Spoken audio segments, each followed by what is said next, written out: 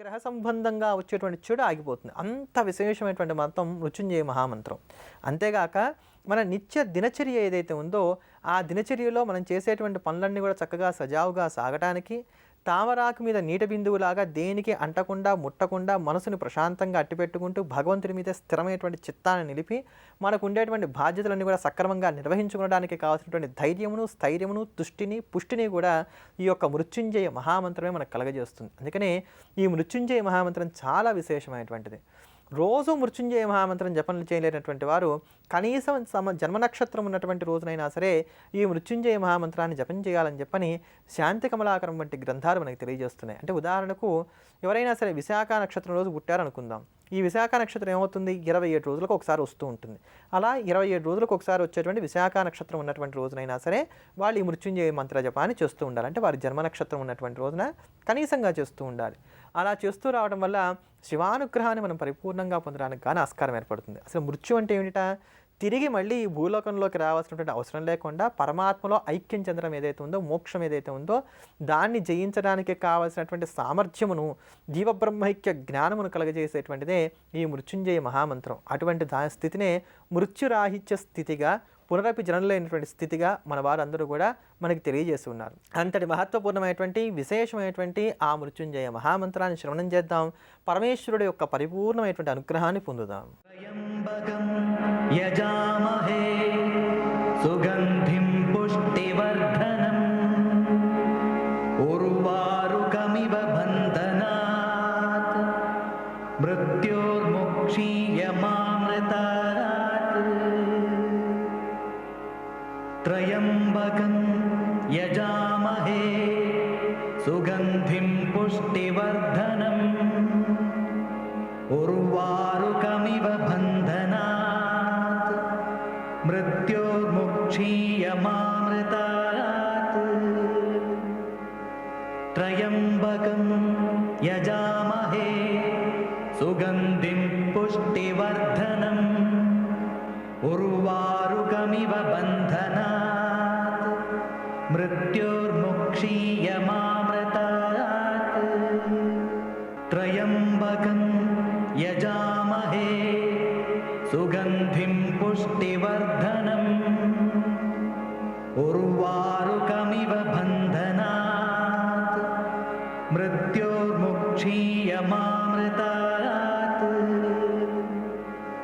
త్రయంబకం యజామహే సుగంధిం పుష్టివర్ధనం ఉర్వారుకమివ బంధనాత్ మృత్యోర్ముక్షీయమామృతాత్ త్రయంబకం యజామహే సుగంధిం పుష్టివర్ధనం ఉర్వారుకమివ బంధనాత్ మృత్యోర్ముక్షీయమామృతాత్. ఇందాక చెప్పుకున్నటువంటి ఇబ్బందులన్నింటినీ పోగొట్టుకోవడానికి శని యొక్క పరిపూర్ణమైనటువంటి అనుగ్రహాన్ని మనం పొందడానికి కూడా ఆస్కారం ఏర్పడుతుంది. ఇటువంటి మరిన్ని అద్భుతమైనటువంటి పరిహారాలు తెలుసుకునే ముందుగా హనుమత్ జయంతిని పురస్కరించుకొని స్వామివారి యొక్క పరిపూర్ణమైనటువంటి అనుగ్రహాన్ని అందించేటువంటి హనుమాన్ చాలీసాని శ్రవణం చేద్దాం, ధన్యులమవుదాం. జయ హనుమాన్ జయ హనుమాన్ राम दुआरे तुम रखवारे होत न आज्ञा बिनु पैठारे सब सुख लहे तुम्हारी शरण तुम रक्षक काहू को डरना आपन तेज सम्हारो आपै तीनों लोक हाँकते कापे भूत पिशाच निकट नहीं आवै महावीर जप नाम सुनावै नासै रोग हरै सब पीरा जपत निरंतर हनुमत वीरा संकट ते हनुमान छुड़ावै मन क्रम वचन ध्यान जो लावै सब पर राम तपस्वी राजा तिनके काज सकल तुम साजा और मनोरथ जो कोई लावे तासु अमित जीवन फल पावे चारों युग परताप तुम्हारा है परसिद्धि जगत उजियारा साधु संत के तुम रखवारे असुर निकंदन राम दुलारे जय हनुमान जय हनुमान जय हनुमान जय हनुमान जय हनुमान जय हनुमान। अष्ट सिद्धि नवनिधि के दाता असवर दीन जानकी माता राम रसायन तुम्हारे पासा सदा रहो रघुपति के दास तुम्हारे भजन राम को पावै जन्म जन्म के दुख बिसरावै अंत काल रघुवर पुर जाई जहाँ जन्म हरि भक्त कहाई और देवता चित्तन धरई हनुमत से सर्व सुख करई संकट हटई मिटई सब पीरा जो सुमिरई हनुमत बलवीरा जय जय जय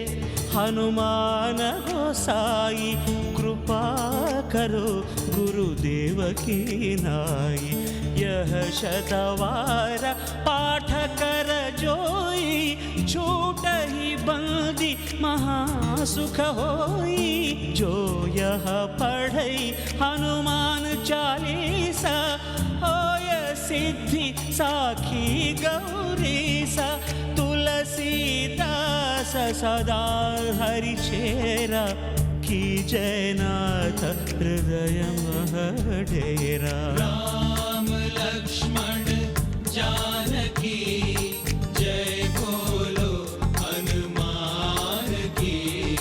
राम लक्ष्मण जानकी जय बोलो हनुमान की। राम लक्ष्मण जानकी जय बोलो हनुमान की। राम लक्ष्मण जानकी जय बोलो हनुमान की। राम लक्ष्मण जानकी जय बोलो हनुमान की। राम लक्ष्मण जानकी जय बोलो। पवन तनय संकट हरन मंगल मूर्ति रूप राम लखन सीता सहित हृदय बसहु सुरभूप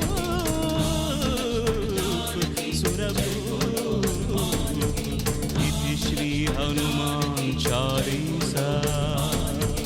राम लक्ष्मण जानकी जय बोलो हनुमान की। మనం హనుమత్ జయంతిని పురస్కరించుకొని ఏ ప్రకారంగా ఆంజనేయ స్వామి వారిని ఆరాధన చేసినట్లయితే మన నిత్య దైనందిన జీవితంలో మనం ఎదుర్కొనేటువంటి విభిన్నమైనటువంటి సమస్యల నుంచి బయటపడడానికి గాను ఆస్కారం ఏర్పడుతుందో తెలుసుకుంటున్నాం కదా. ఆ క్రమంలో ఎవరైతే వివాహ ప్రయత్నాలు చేస్తున్నారో పురుషవర్గంలోని వారికి త్వరగా వివాహం కుదరడానికి గాను ఉపకరించేటువంటి పరిహారాన్ని గురించి తెలుసుకుందాం. ఏలకులు, లవంగాలు, పచ్చకర్పూరం, కస్తూరి. ఏలకులు, లవంగాలు, పచ్చకర్పూరం, కస్తూరి ఈ నాలుగింటిని సమపాలలో తీసుకొని వీటిని చక్కగా పొడి చేసి ఈ పొడిని నువ్వుల నూనెలో కలిపి ఆ నువ్వుల నూనెతోటి కనుక దీపారాధన చేస్తూ వచ్చినట్లయితే ఆంజనేయ స్వామి వారి దేవాలయంలో 41 రోజుల పాటు ఈ పొడి కలిపినటువంటి నువ్వుల నూనెతో కనుక దీపారాధన చేస్తూ వచ్చినట్లయితే అచిరకాలంలోనే త్వరగా చక్కటి సంబంధం కుదరడానికి ఒక మంచి భాగస్వామి లభించడానికి గాను భవ్యమైనటువంటి అవకాశాలు ఏర్పడుతూ ఉంటాయి. అదే ప్రకారంగా మాకు ఉద్యోగం రావట్లేదు, మేము ఉద్యోగ ప్రయత్నాలు చేస్తున్నాం, మంచి స్థిరమైనటువంటి ఉద్యోగం కావాలనుకునేటువంటి వారు ఎవరైనా ఉన్నట్లయితే వీరు మండల దీక్షగా 41 రోజుల పాటు రోజు ఆంజనేయ స్వామి వారి యొక్క దేవాలయానికి వెళ్ళి